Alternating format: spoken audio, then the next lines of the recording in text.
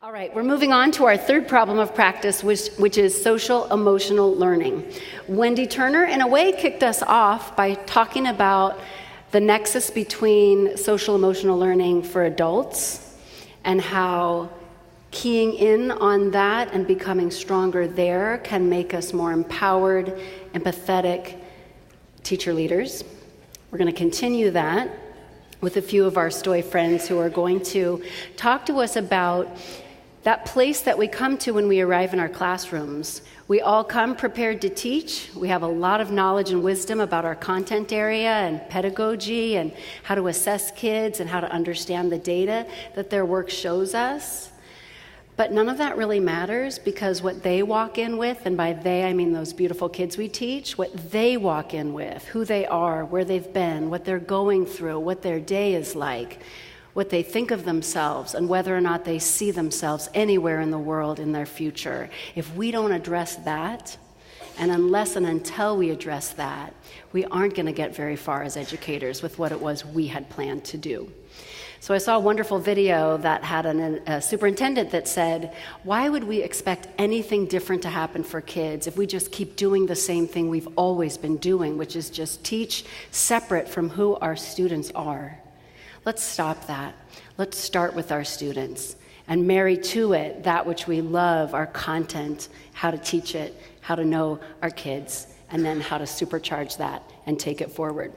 We have two speakers this afternoon who are going to talk to us about social emotional learning. And the very first thing she said to me when I met her was, I'm very big in Greece. Huge. So famous.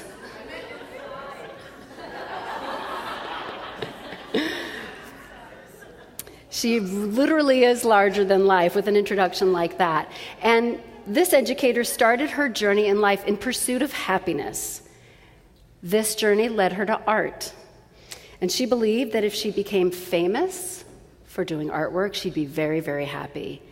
Not surprisingly enough, if you know this woman, this all came true. She found her fame as an artist in Greece and discovered in the middle of being all that it wasn't enough. That there was something else, because this was not what she imagined it to be. Instead, she found that her happiest moments came in a Baltimore, Maryland classroom. Sia's joy is most abundant in those silent classroom moments when the only sound she can hear is the scratching of her students' pencils against their sketchbooks as they create their own art. Ladies and gentlemen, please welcome to the stage, I'm going to get this right, I've been practicing, Athanasia Harilos Kyriakakos to the stage.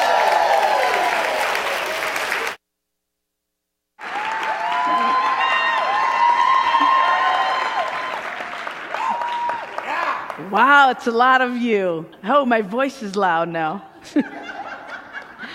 Before I start, I would love my class to stand up, because they're sitting right in front of me for me, so I don't fall apart. Can you all get up? This is the best family I've ever had. Thank you.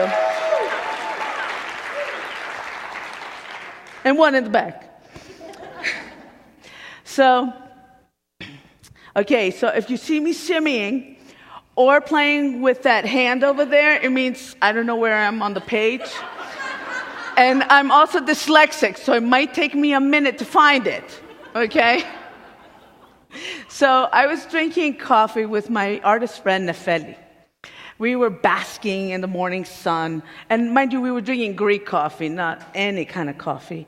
And we were talking about which academic subjects can predetermine our kids' success in life, like our daughters. We both have daughters. Mind you, we're both art teachers. We're not talking about art.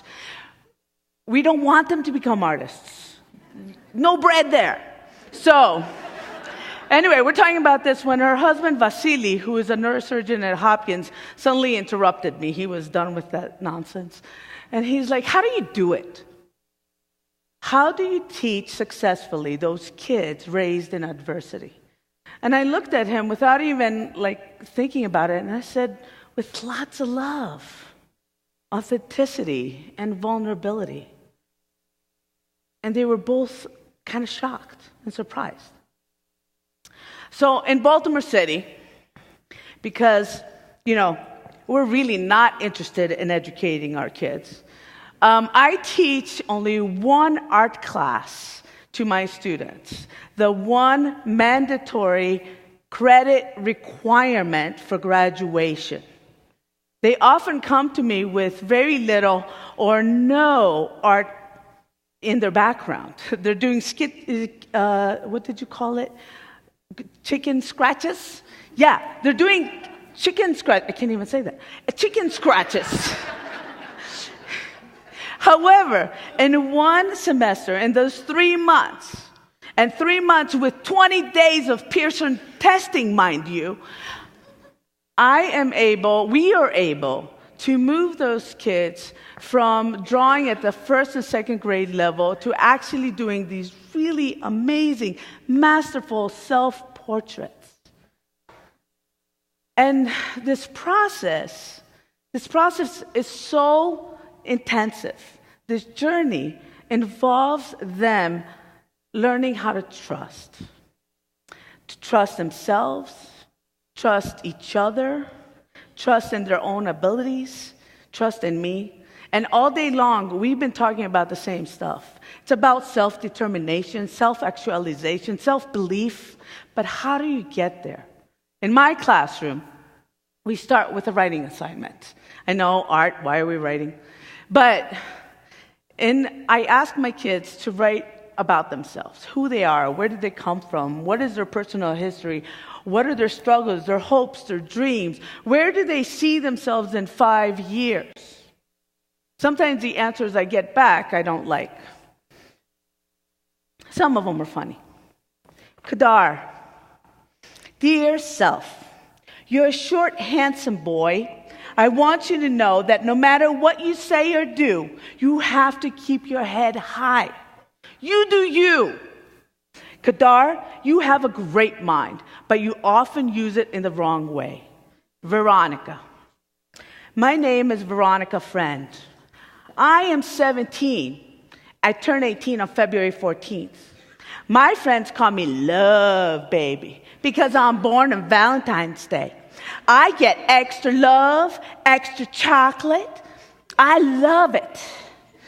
My family views me as a balance between extrovert and introvert. Cindy, I am the most beautiful inside and out person. Natural, curly, thick hair, thick thighs, stunning smile. I'm Cindy.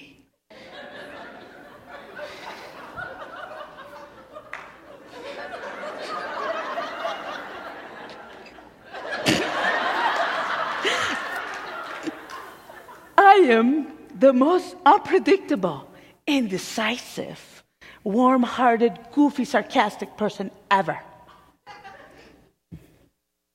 Kayla,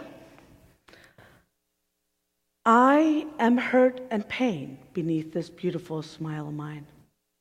I come from a house full of anger and hell, sleepless nights, because my parents picked every night something different to fight about.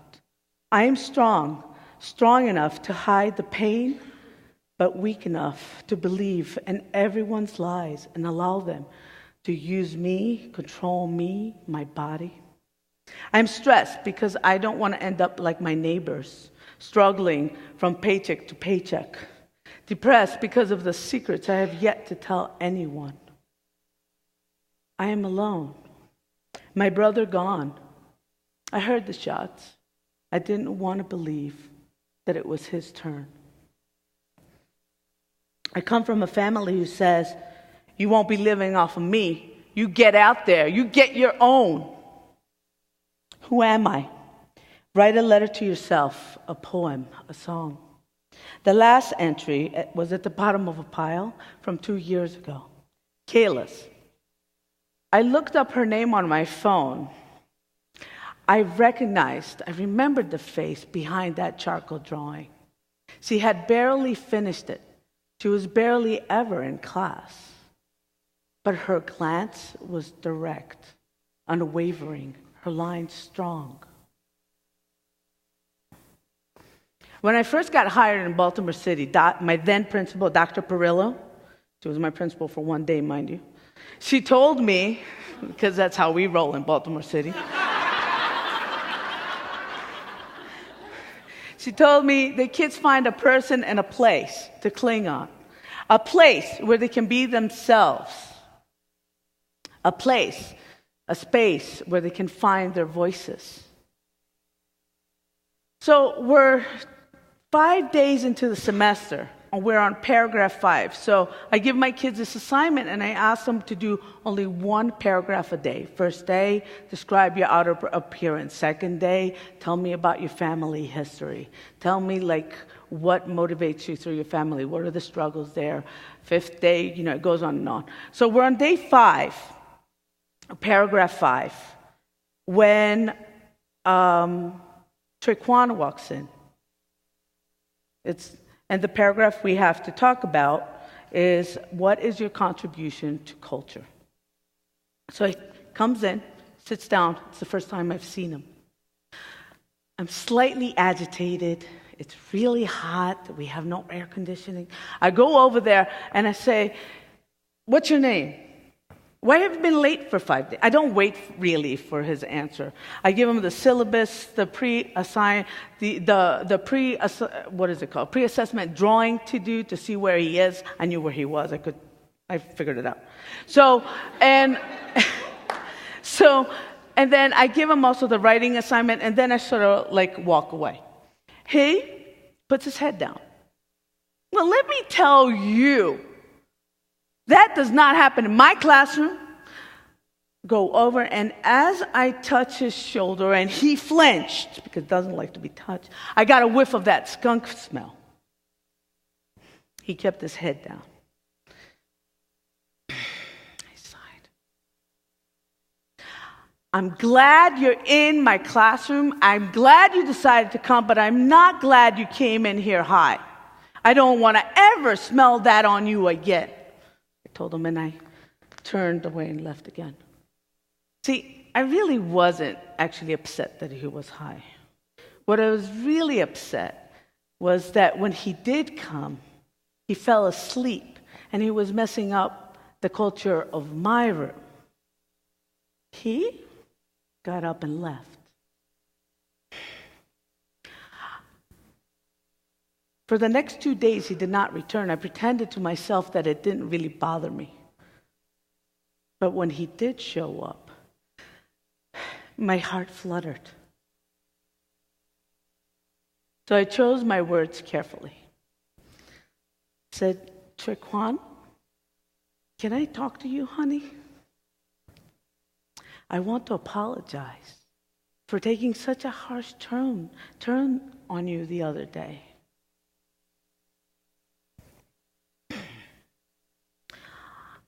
I want you here,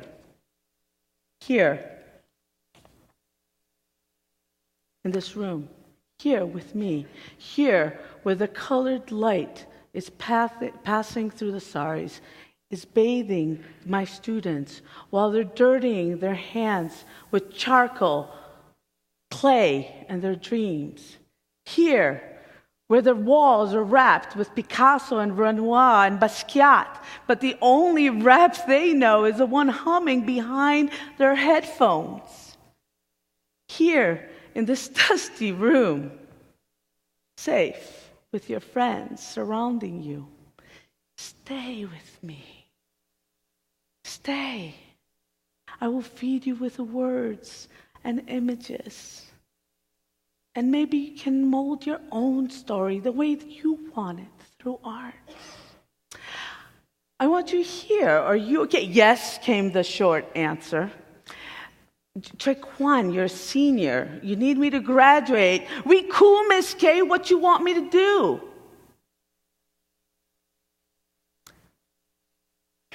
You see, in my frustration, I had forgotten the most important lesson of all: to be kind.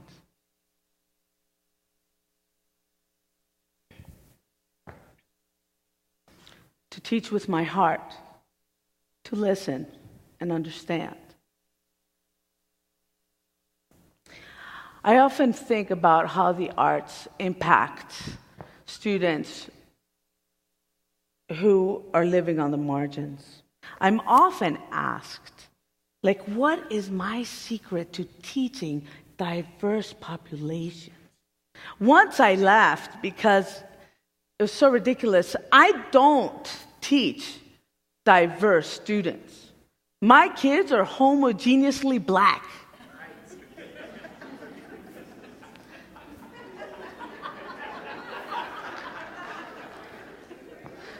So in this quest to understand like how to teach different people different ways, I called my cousin Maria.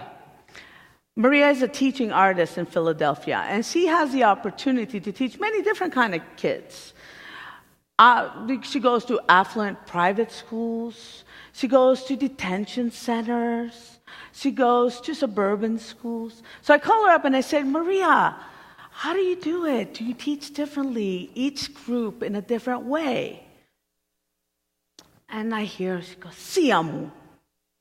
Maybe because you and we are both artists. We teach kids all the exact same way. Διδάσκουμε με την καρδιά μας. We teach with our hearts." At the end of the day, kids are kids. They all need the same thing. Love to nurture their spirit and soul, kindness, compassion. They need to feel safe, respected, and appreciated. They also need to be challenged, pushed, and celebrated. And finally, they need to know that they are heard. We give them the attention they need.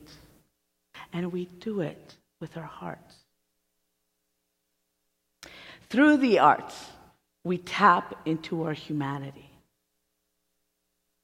At the beginning of the semester, I asked my students to go out there and take photographs of the Baltimore sky and architecture. It was the first time they had looked off the phone up. They told me repeatedly they had never seen the sky before. I don't know. Maybe that's what makes me a good teacher.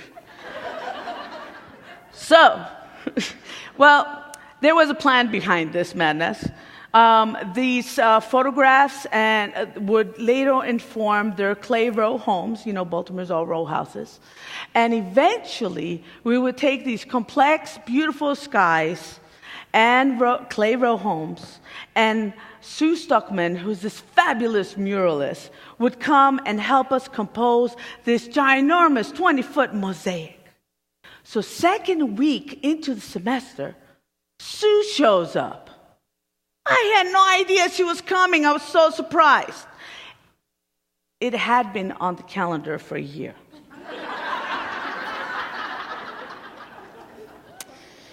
Yes. Now, Sue does this thing that she calls emotional numeric checking. I don't want to mess that up. And what she does with this is she shares with the kids how she's feeling, and then she asks the students to tell her their name, right? And say a number from 1 to 10. 1, I wish I was home, I'm depressed, I hate you.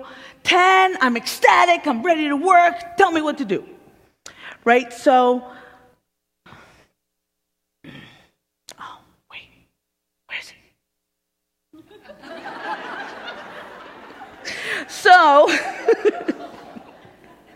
as my students proceeded to check in, she responded to each one of them, modeling compassion, really listening to them, giving them feedback. But you know, time was going by.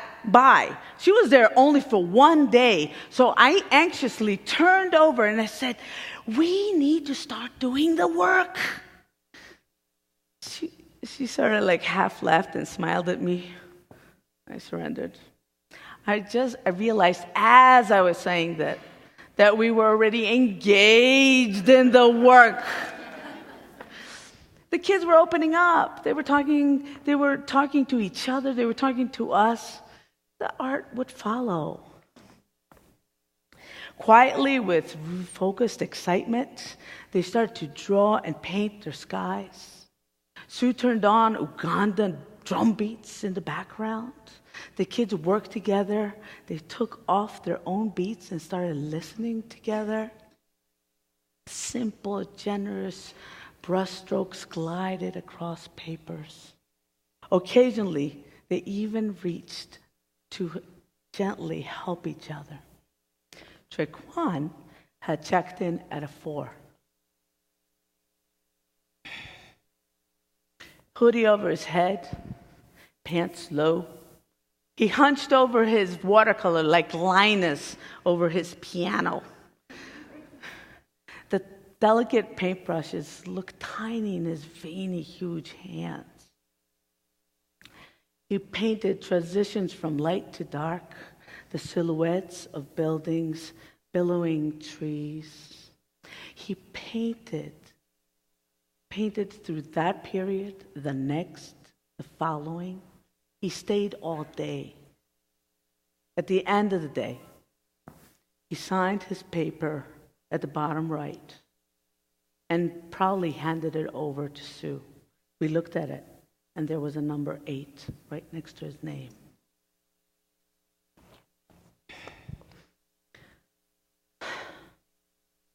I remember sitting under olive trees on a 600-year-old stone fence. The light was shining right through the branches. I loved sitting there, looking through those tangled olive branches into the bluest Spartan sky. And there, in the still of summer, deafened by the cicadas. Please go to Greece one day.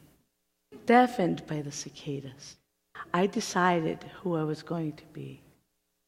Actually, I decided who I was not going to be. I was not going to be the person my parents were training, the girl that was about to become a woman, to become a homemaker, a wife, a mother. I was not going to confine myself to a lifetime of servitude. You see, where I come from in southern Greece, from Sparta, Zelina, or Mani, the word maniac comes from that. That's a root system, just so you guys know.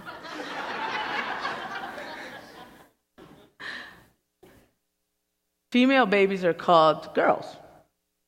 Male babies are called pedia, children. Did you get that?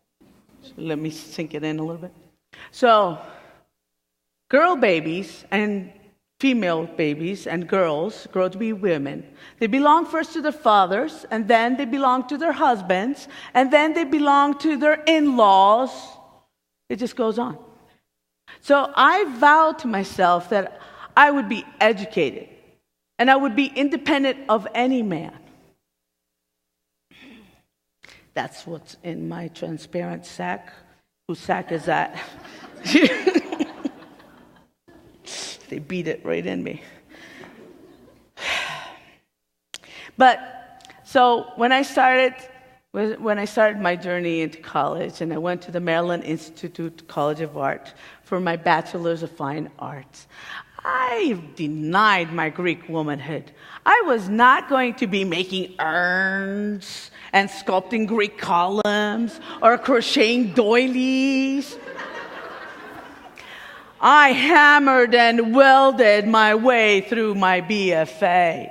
I made these macho, massive, steel, rusting, ruggedly, like torn apart steel sculptures, and I wrapped them up with delicate fabric that I had ripped and burned, juxtaposing against them. Yeah. I was badass. Not sure I can say that, but I was. Then, of course, you realize that doesn't matter how great of an art star you are, you can't make a living making art. That's why I don't want my daughters to go into it. And so I went into teaching. Best decision ever. So I taught for 5 years in Connecticut at elementary school. But that system in Connecticut, and I don't know if it's true anymore, any Connecticut teachers in here?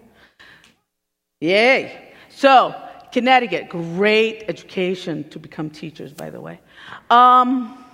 They required on year 5 of your teaching that you had to go and enroll in a master's program. So, of course, I decided, because I hadn't learned my lesson the first time, to go for my Master's of Fine Arts. So I go to the School of the Art Institute of Chicago, and they put me in this beautiful, pristine, white space by myself to make art. Well, my interactions with my kids had changed me. I could no longer make art that way. I started creating welcoming spaces where people came together. I did performances where we cooked and ate together. We drank my Greek coffee. I told fortunes, just like my grandmother, Yaya Frosini, had done in those endless summer afternoons on her veranda. My audiences shared their hopes and dreams with me and each other, just like my students do now.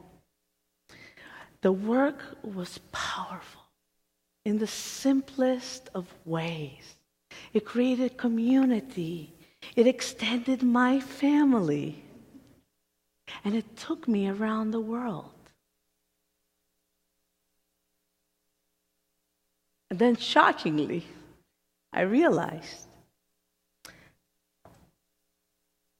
that little girl under that tree had grown up to be the woman she was trained to be.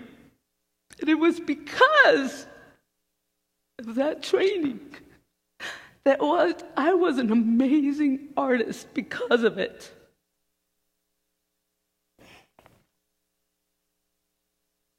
And those macho sculptures were just an interpretation of my father's Greek village. It's always with me. So, we cannot escape our childhoods. They define us. We are the sum of our life journeys, and we carry with us bits of every person we encounter. It is how we interpret these experiences that define our lives. The arts can help our kids formulate the language to express themselves, understand who they are, and see themselves clearly, focused, and belonging to the greater world. Themelia Anthropias, foundation of humanity, through the lens of humanity. Let's teach with our hearts. Let's allow the time needed to listen to one another. Let's learn together and be kind. Be the space, be the place where our kids can find their voices. How do we teach kids raised in adversity? With love, authenticity, and vulnerability. That's it.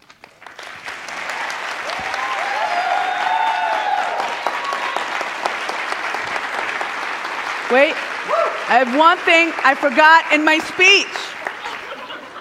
Okay, so, forgot one thing, and it's essential. Essential, because when I was growing up in Greece, Greek girls have to do silly dances where they all hold each other. So I learned to follow along and compose myself in the Greek dances because I had to. You know, how was I going to get married later if I didn't do it that way? But I found my passion while dancing Zebekiko. Better and prouder than any man. That's it.